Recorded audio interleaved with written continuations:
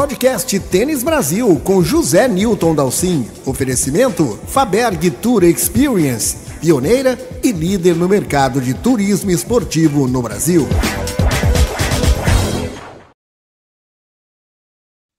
Podcast Tênis Brasil desta semana tem um assunto sério a tratar. Não sei se você lembra, no final do ano passado, o tenista australiano Max Purcell, 27 anos, ganhador de 2 troféus de Grand Slam em duplas, em Wimbledon, US Open, portanto um tenista de primeira categoria, ele acabou suspenso por usar um pouco discutido recurso no esporte e agora no tênis. E isso acabou acendendo um alerta: a infusão intravenosa. O que será isso? Quais são os limites desse uso? Que perigo eles trazem? Por isso, o Podcast Tênis Brasil recebe aqui honrosamente o Dr. José Cavazos Lazzoli, direto lá de Petrópolis, no Rio de Janeiro, batendo papo com a gente para explicar para a gente que se trata, afinal, essa infusão intravenosa e como ela pode ser usada de maneira legal, mas que riscos ela tem. Doutor José Cavazos, antes de mais nada, muito obrigado pela tua presença aqui no Podcast Tênis Brasil. Tudo bem, José Newton? Um prazer muito grande estar aqui com você e participar, né, desse podcast, que é um podcast tão famoso, tão conhecido, né, no meio do tênis e no meio esportivo. Muito obrigado aí pela gentileza do convite. Bom, o currículo do Dr. José Cavazos é enorme, especialista em cardiologia, medicina do exercício do esporte, membro da Federação Internacional e da Confederação Pan-Americana de Medicina do Esporte. É um baita currículo, não podíamos ter alguém melhor aqui para conversar com a gente esta noite. O senhor também é ex-presidente, foi presidente da Associação Brasileira de Medicina do Exercício do Esporte. E eu queria que o senhor já começasse a contar para o pessoal do que se trata essa sociedade, como ela funciona e do que que objetos ela cuida. Perfeito. José Newton, a Sociedade Brasileira de Medicina do Exercício do Esporte é a instituição que representa os especialistas nessa área no Brasil, né? Segundo o Conselho Federal de Medicina, Associação Médica Brasileira, são 57 especialidades médicas.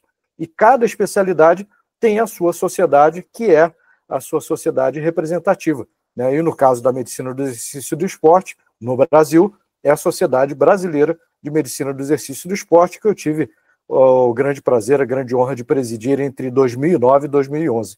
E aí, obviamente, tem as congêneres internacionais, como a Confederação Pan-Americana de Medicina do Esporte, que eu presidi entre 2019 e 2023, e a Federação Internacional de Medicina do Esporte, onde hoje eu ocupo o cargo de secretário-geral. A sociedade brasileira, ela pensa muito nas questões de doping. Esse assunto é tratado, é ventilado, é discutido. Como é que ele é tratado, o doping, obviamente, esportivo, né? Então, a Sociedade Brasileira, como o próprio nome diz, né, ela é de medicina do exercício e do esporte. Então, a gente cuida da parte de exercício físico como instrumento de promoção da saúde, para aquele indivíduo que tem hipertensão, tem problema de coração, tem diabetes. E um outro ramo da nossa especialidade é cuidar do esporte de alto rendimento, né, do atleta, seja ele de alto rendimento, seja ele um atleta de nível intermediário, seja ele um atleta de nível recreativo. Evidentemente, um dos ramos, né, digamos assim, uma das áreas da sociedade ou da medicina do esporte diz respeito ao controle antidoping. E para isso a gente tem uma interface muito interessante com a ABCD, que é a Autoridade Brasileira de Controle de Dopagem, e dentro da ABCD eu ocupo o cargo de presidente da Comissão de Autorização para Uso Terapêutico, que é basicamente o seguinte: é quando a gente precisa usar, com indicação clínica, evidentemente, um medicamento que faz parte da lista de substâncias proibidas da Agência Mundial Antidoping. Então, é uma comissão que recebe as solicitações e essa comissão ela julga, tecnicamente, de forma evidentemente, né, julga se há mérito naquela solicitação e se aquele atleta realmente precisa receber uma AUT, uma autorização para uso terapêutico. Então, essas são as áreas com as quais a Sociedade de Medicina do Esporte lida e a própria especialidade também. Essa solicitação de uso de substâncias não recomendadas, proibidas, ela é comum, é frequente? Porque eu lembro até do caso do Rafael Nadal. não faz muitos anos, o Rafael Nadal chegou a pedir uma isenção dessa para fazer um tratamento de um determinado problema que ele tinha no joelho. Sim. O que acontece é que assim, a gente pega a lista de substâncias proibidas da Agência Mundial Antidoping, da WADA, né? E dentro dessa lista, a gente tem várias substâncias que realmente são substâncias, digamos assim, claramente com o objetivo de melhorar desempenho, de uma forma, digamos assim, ilícita, e existem substâncias que fazem parte do tratamento de diferentes doenças, diferentes condições clínicas. Vou te dar um exemplo. Insulina, né? Quando o paciente tem diabetes tipo 1, que é aquele diabetes que geralmente, na maioria das vezes, tem início quadro clínico na época da infância, da adolescência, o paciente tem que usar a insulina, né? Só que a insulina faz parte da lista de substâncias proibidas da Agência Mundial Antidoping. Então, como é que faz? O médico daquele paciente que é diabético, ele tem que documentar o quadro clínico, tem que enviar toda a documentação médica comprobatória daquele diagnóstico, e existem algumas regras, né, do padrão internacional. Então, como no caso do diabetes tipo 1, a única alternativa terapêutica é a insulina, né? Se o caso chegar bem documentado, de uma forma inequívoca, obviamente a comissão vai julgar de forma procedente, de forma favorável. Mas, por exemplo, vamos supor que, além da substância proibida, existam outras formas de tratamento para aquela doença, envolvendo substâncias que não são proibidas. Então, realmente, vai ter que haver uma justificativa muito forte do porquê está se pretendendo usar a substância proibida ao invés das outras opções que são permitidas. O senhor fala no caso do diabetes, e é bem interessante isso, porque o Alexander Zverev, o alemão, né, hoje número 3 do mundo, ele revelou isso agora, não faz muito tempo, dele ter esse caso de diabetes, que ele precisa de um tratamento contínuo, né? Sim. E realmente cai bem no que você está explicando, né? Exatamente. E evidentemente, existem justificativas, né, para tratamento de uma série de doenças. A lista ela é bastante extensa, né? Ela envolve, por exemplo, não sei se algum colega médico está nos assistindo, mas só para que tenham uma ideia, né, envolve não só a insulina, mas envolve também hormônio de crescimento, envolve diuréticos, envolve beta-bloqueadores, né, envolve beta-2 agonistas, que são medicamentos para tratamento de asma, envolve várias substâncias, alguns tipos de analgésicos, digamos assim, mais fortes, né, mais potentes. Então, são os corticoides, que são utilizados também em situações clínicas. Então, existem uma série de substâncias que são utilizadas para tratar uma série de doenças. Evidentemente, como eu disse há pouco, existe um padrão internacional para concessão de uma AUT, de uma autorização para uso terapêutico. E, evidentemente, a comissão de AUT da ABCD, da Autoridade Brasileira de Controle de Dopagem, ela observa, arrisca esse padrão internacional. Não sei se o senhor tomou conhecimento do caso do Jannik Sinner, agora muito recente, né? Um caso que explodiu muito aqui no tênis, em que ele teria se contaminado pela pomada que foi aplicada a ele pelo seu fisioterapeuta, uma contaminação indireta e uma coisa mínima, uma nanograma, uma coisa muito mínima, que se até teria dado a ele o direito de continuar competindo enquanto o caso era julgado, mas isso obviamente causou um grande reboliço no mundo do tênis, porque se sentiu que havia uma exceção à regra no caso dele, porque não era um procedimento normal da WADA, da ITIA, no caso, né, do tênis, manter o tenista em competição, e sim a norma é afastá-lo enquanto o processo é julgado. Mas a minha pergunta para o senhor, na verdade, é a respeito dessa questão da quantidade da substância que é encontrada. É uma substância dopante? É. No caso dele, dizem foram nanogramas, foi daí que ele foi basicamente inocentado num primeiro momento. Essa questão da quantidade da substância que aparece nos exames, isso é discutido de alguma forma? Isso existe uma regra específica para isso ou não? Qualquer quantidade já determina que o atleta tem que estar em suspenso ou em observação. Então, vamos lá, são duas coisas diferentes. A primeira questão é se há vamos lá, existe um princípio jurídico no controle antidopagem, que é o princípio da responsabilidade estrita. Ele diz que todo atleta é responsável por qualquer substância que seja encontrada no seu organismo. Esse é um ponto pacífico.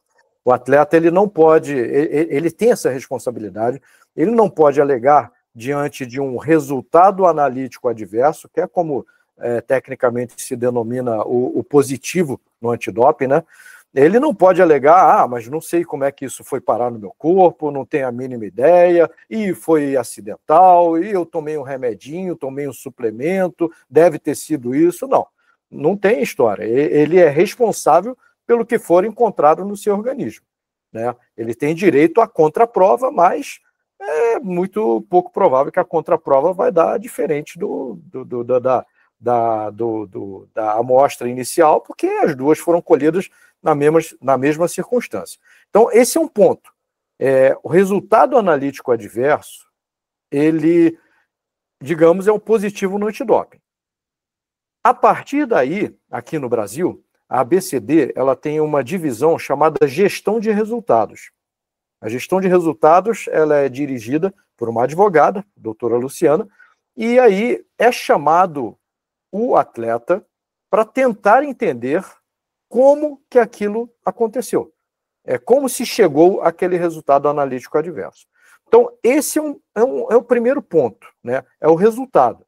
E os laboratórios de controle antidopagem, eles têm tecnologia hoje para detectar assim, concentrações ínfimas de qualquer substância, tá? Inclusive, obviamente, as proibidas. Então, primeira questão é o resultado. A segunda questão é o que se vai fazer com o resultado, né? Aí é uma outra área que é uma área jurídica. Existe um tribunal aqui no Brasil que é o TJD-AD, Tribunal de Justiça Desportiva Antidopagem. É um tribunal específico para julgar, né, casos de antidopagem. Aí vai se levar em consideração, né, qual é a substância, qual foi a concentração encontrada, e de acordo com o resultado aí dessa gestão de resultados, se houve dolo, se não houve dolo, né? Uma série de circunstâncias que aí realmente passam à área jurídica e fogem da área médica, digamos assim. Muito bom, doutor. Vamos voltar então à nossa questão da infusão intravenosa, que onde eu convidei o senhor para bater um papo aqui, acabei esticando um pouco o assunto, que eu acho que é tão interessante esse assunto do doping, quer dizer, não é interessante em si, mas traz tantas dúvidas, traz tantas questões, né? E sempre é bom de aproveitar uma personalidade tão importante aí, com tanto conhecimento, para esclarecer o pessoal lá em casa, que certamente sempre fica discutindo essas questões, né? Mas conta então para a gente o que consiste exatamente essa técnica da infusão intravenosa. Bom, qualquer infusão intravenosa, qualquer administração intravenosa de qualquer substância, né, ela consiste em você obter um acesso venoso. Esse acesso venoso pode ser periférico ou central, né? Pode ser um acesso venoso, por exemplo, uma veia aqui dos membros superiores, do braço, do antebraço, do dorso da mão, né? Você pega um acesso venoso, né, ou um acesso central, por exemplo, uma veia maior, como a jugular, a subclávia, enfim. Você, obtendo um acesso venoso, você tem a possibilidade de administrar uma substância por essa via, né? É importante lembrar, aí vamos para a parte médica, né? Eu, além de médico do esporte, eu sou cardiologista e atuo em ambiente hospitalar diariamente, e de uma forma geral a gente reserva a via venosa em algumas situações muito específicas. Por exemplo, quando o paciente ele precisa de uma concentração de uma determinada substância de uma forma rápida. Imagine um paciente que chega com uma cólica renal. Não dá para dar um remédio para ele engolir, para absorver pelo intestino, que vai demorar muito tempo e ele está morrendo de dor. Então você pega um acesso venoso, faz um analgésico na hora e a dor praticamente ela para de forma praticamente instantânea, né? Então é quando você precisa de rapidez de ação. Uma outra situação é quando você precisa atingir uma alta concentração de uma substância. Vamos supor um paciente com uma infecção muito grave, uma sepse, e você tem que administrar antibióticos. Você vai escolher antibióticos de alta potência e vai administrá-los por via venosa, porque você tem uma concentração alta e você combate rapidamente aquela infecção. Uma outra situação é quando o paciente é incapaz de deglutir. Né? Imagine um paciente com uma intoxicação alimentar, está vomitando, ele engole, mas vomita, ou quando ele está em coma, quando o nível de consciência dele está reduzido. Então, você vai administrar medicamentos na veia. Então, são situações muito específicas onde essa via intravenosa é utilizada. Agora a gente vai para a área esportiva. Vamos sair do hospital e vamos para o esporte. Quais são as justificativas de você fazer uma medicação intravenosa? Seriam basicamente as mesmas, José Nilton. Nada muito diferente disso. Vamos supor que um atleta ele tem um trauma, tem um traumatismo agudo, vamos lá, uma fratura, alguma coisa assim, né? Uma coisa que gere uma dor imensa, né? Uma dor de alta intensidade, e você precisa de uma analgesia rápida. Essa via pode ser utilizada. Vamos supor, a gente já teve casos, por exemplo, chegando ali na comissão de AUT, de um ciclista que numa prova, era um ciclista de mountain bike, e numa prova ele se acidentou, né, caiu de uma altura bastante grande e teve um politraumatismo. Ele chegou no hospital, teve que tomar transfusão de sangue, ele perdeu muito sangue, ele teve hemorragia interna, foi para a cirurgia. Então, nesse caso, realmente a via venosa ela se justifica plenamente. Então, a partir do momento em que você propõe administrar uma medicação, uma substância, você tem que saber, primeiro, o que você está fazendo. Segundo, você tem que administrar aquela substância para tratar alguma coisa. Né? E esse tratamento, digamos assim, nem que seja para melhorar desempenho, para uma melhor hidratação, ele precisa ser feito com base em evidência científica. Né? A gente não pode administrar uma substância. Aliás, esse é um dos princípios básicos da concessão de uma autorização para uso terapêutico, que o uso daquela substância esteja respaldado por evidências científicas. Então, quando você administra um medicamento, uma substância, faz uma hidratação, ou um suplemento, ou qualquer coisa, você tem que estar respaldado em evidências científicas. Então, aí você vai para a questão venosa. Por que venoso ao invés de oral? Né? Aí é uma questão, e estou sentindo que você quer aproveitar o gancho para fazer alguma outra pergunta.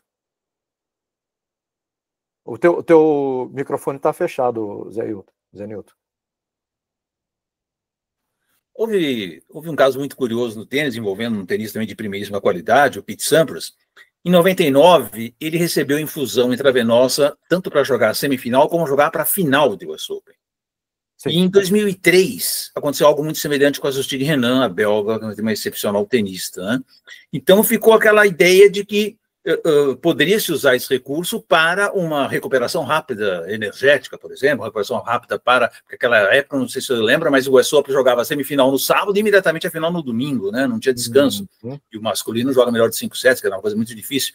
Então, haveria um uso, talvez, para melhoria muito imediata da condição física, para recuperação física, né?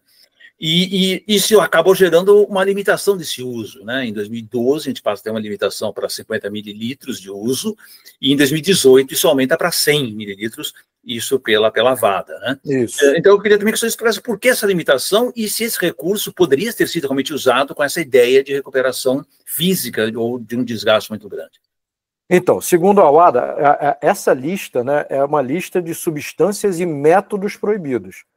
Então, isso é um método de injeção intravenosa e a limitação de volume é de 100 ml por período de 12 horas. A menos que o atleta tenha sido submetido comprovadamente, aí tem que ter registro em prontuário, tem que ter toda a documentação médica, a menos que o atleta tenha sido submetido comprovadamente a um procedimento diagnóstico ou terapêutico lícito.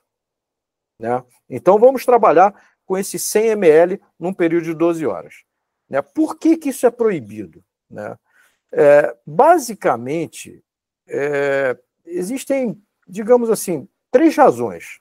Né? Primeiro, uma injeção intravenosa, né? Uma coisa é você ingerir 200 ml de água, um copo d'água. Isso daí você vai ingerir, vai levar algum tempo para absorver. Outra coisa é você injetar um soro de 100 e 200 ml na veia. Isso vai para a corrente sanguínea imediatamente, por definição. Né? E qual é a implicação disso? Por exemplo, uma implicação é que esse método ele pode ser utilizado para mascarar o uso de uma substância proibida. Imagine que o atleta está usando uma substância proibida de forma, digamos assim, ilícita e de forma dolosa, e ele é sorteado para o antidoping. Aí, antes do controle antidoping, alguém vai lá e um sorinho de 500, o que vai acontecer com isso? Vai para a corrente sanguínea, vai para o rim, vai diluir a urina de uma forma muito mais rápida do que se ele ingerisse uma garrafinha de 500. Então, essa é a primeira razão pela qual é proibido. Porque isso pode mascarar a detecção de uma outra substância proibida. Segundo, porque isso pode deturpar ou modificar os valores do que a gente chama de passaporte biológico. Me permita rapidamente explicar o que é isso. Sim, né? Muito importante isso. Os atletas de alto rendimento, né, principalmente aqueles atletas que fazem parte do grupo de monitoramento da sua federação internacional, eles são testados inúmeras vezes ao ano. Existe o teste que a gente chama de teste fora de competição. Então, por exemplo, no ciclismo, no mountain bike, eu tenho atletas que eu acompanho, que eles são testados 20, 25, 30 vezes ao ano. Né? E dentro dessa rotina de testagem, eles têm a obrigação de ser encontráveis em qualquer momento das vidas deles. Eles não podem não ser encontráveis, porque isso gera uma punição, na verdade gera uma violação, né, antidopagem, e dependendo da federação, 2 ou 3 situações em que ele não é encontrado, aí vai gerar uma punição. Então, esses atletas eles são testados o ano inteiro e de surpresa. Né? Isso faz com que seja gerado um passaporte biológico. O que é um passaporte biológico? Digamos assim, é o comportamento médio dos parâmetros hematológicos e bioquímicos daquele atleta. Então, deixa eu dar um exemplo claro assim em números. Vamos lá. Suponha que tem um atleta que tem um hemograma e o hemograma tem um hematócrito de 46. Hematócrito é a parte sólida do sangue. É o que tem de sólido que está diluído ali no sangue. Tá? E o principal que há de sólido no sangue são as hemácias, são os glóbulos vermelhos, são aquelas células que são responsáveis pelo carreamento de oxigênio no sangue. Isso representa assim, uma vantagem do ponto de vista fisiológico. Então vamos supor que aquele atleta ele sempre oscila entre 45, 46, 47, 45, e aí de repente ele aparece com 55, 56. Pô, tem alguma coisa diferente. Ele não está só tomando sulfato ferroso. Tem alguma coisa diferente com esse atleta. Então isso gera um alerta. Então essa é mais uma razão pela qual a infusão venosa ela é proibida, né? E também existem alguns trabalhos que mostram que o desempenho possa eventualmente ser melhorado também digamos assim, pela expansão do volume plasmático. É como se você estivesse mais bem hidratado, só que agudamente e de uma forma mais rápida. Então essa é uma terceira razão pela qual essas infusões venosas, intravenosas, de mais de 100 ml por período de 12 horas, elas são proibidas pela UADA. Essa questão do passaporte biológico também é interessante, também coincide muito com um caso muito recente no tênis, que foi com a romena Simona Halep, que ela foi primeiro testada positivo para uma substância proibida, anabolizante, mas também foi constatado que o passaporte biológico dela tinha alterações, foi exatamente o caso. Ela teve um segundo caso no mesmo sistema. Isso mesmo foi divulgado pela VADA. Por isso ela acabou pegando uma suspensão muito grande, depois brigou e tal, acabou reduzindo um pouco, e ela acabou depois saindo do tênis. Então eu queria saber do senhor se é possível, o passaporte biológico, é possível que, sei lá, daqui a um ano se descubra uma substância nova que de repente surgiu, porque o doping está sempre na frente, né? Infelizmente, ele está sempre na frente do que os exames conseguem detectar. É possível que depois, sei lá, um mês, um ano, 2 anos, se descubra uma substância e se volte a testar para ver se aquele atleta tinha algum traço dessa substância, não? Sim, sim. Aí eu teria 2 comentários a fazer. O primeiro é o seguinte, a WADA, de forma muito inteligente, há alguns anos, ela incluiu na lista de substâncias proibidas a categoria S0. A categoria S0, ela inclui qualquer substância que não conste das outras categorias da lista e não tenha nenhuma aprovação para uso terapêutico humano. Então, imagine que um laboratório nos confins do planeta, um laboratório obscuro, né, sintetize uma substância que ainda não é conhecida, não foi testada, não teve estudos clínicos, não é aprovada para uso terapêutico por nenhuma agência regulatória governamental, e esse laboratório está sintetizando aquela substância e descobre que aquela substância melhora o desempenho. Automaticamente essa substância vai cair na categoria S0. Então, o atleta que use essa substância que ninguém conhece, ele pode eventualmente ser sancionado com base nesse princípio. Existe uma outra questão também da lista que é bem interessante, porque a lista ela mostra, ela tem várias categorias e ela, dentro de cada categoria são listadas substâncias específicas. Mas na maioria dessas categorias existe uma ressalva que é assim: e outras substâncias com estrutura química semelhante e ou efeito biológico similar. Então, vamos lá, vamos supor que tenha lá na lista a 15-metil, etil, não sei o que lá, tal, enfim, um sufixo qualquer que você queira usar. Aí o cara, em vez da 15-metil, etil, ele está usando a 17-metil, etil, a 18. Mudou lá um pedacinho lá, para quem gosta de química, né? Saiu de um lugar, botou no outro, mas a ação é a mesma. Ele vai ser sancionado do mesmo jeito. Tá? Então, esse é um primeiro ponto relacionado com essa questão. Entendeu?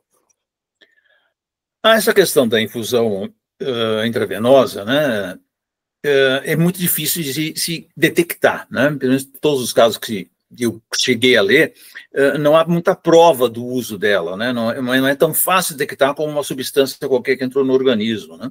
O caso do Max Purcell, por exemplo, ele só conseguiu ser punido porque se encontrou uma série de documentação, inclusive no próprio celular dele, né?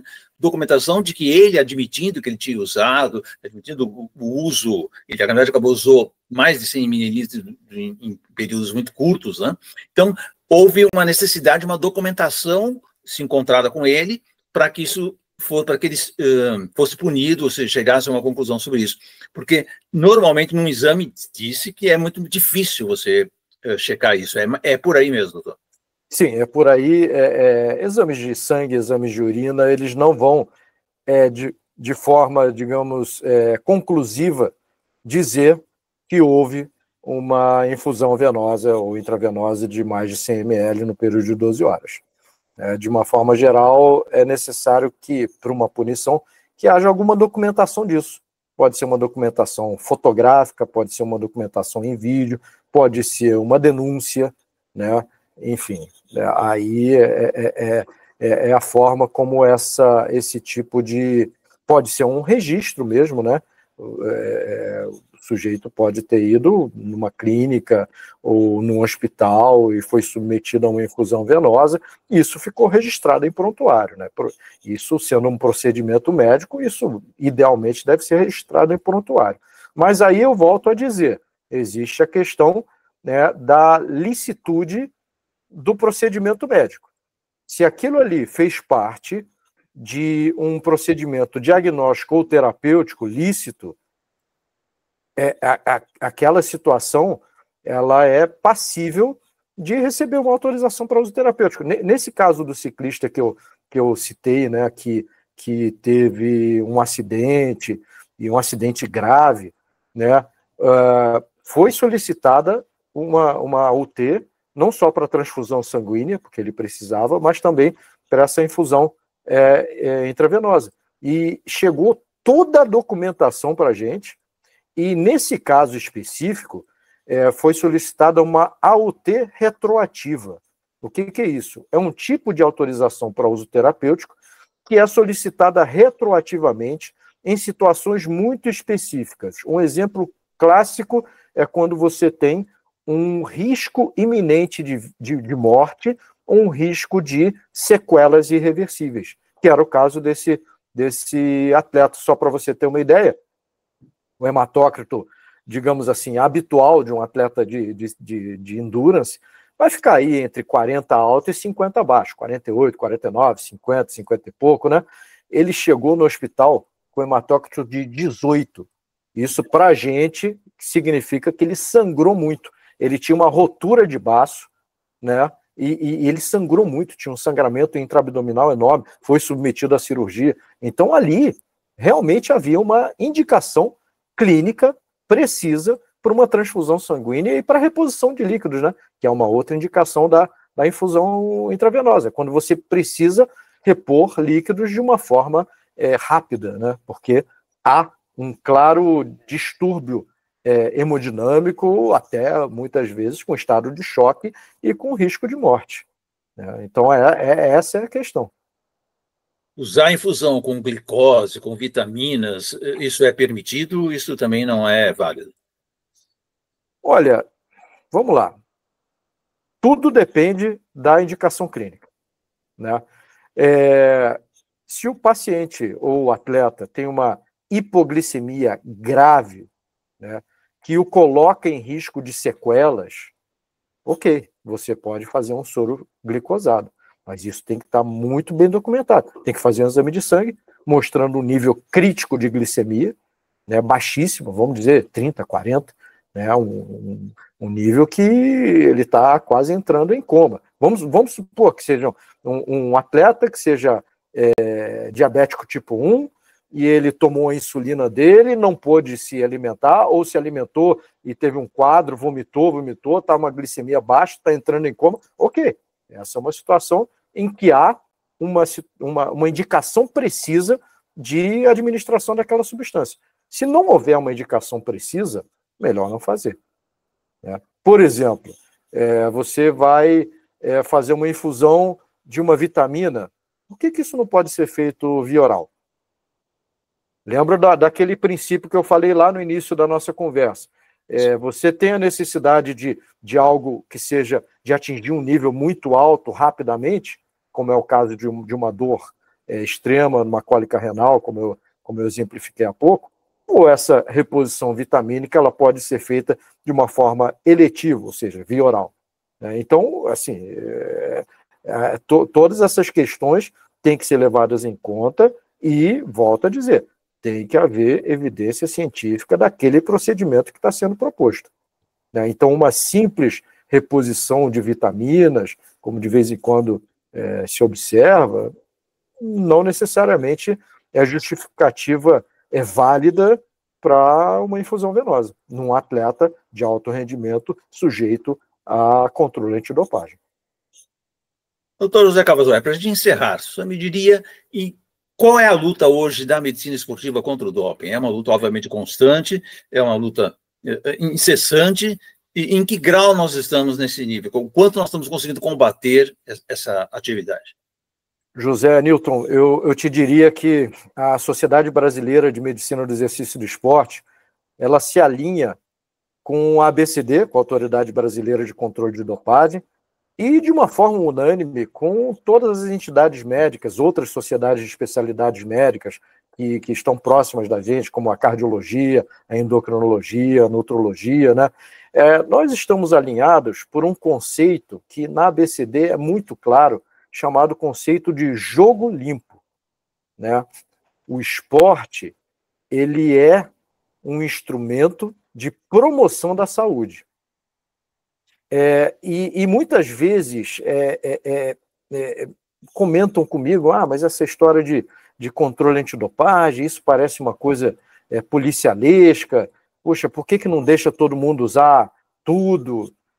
É justamente para proteger, a questão do controle antidopagem não é apenas para punir, para coibir.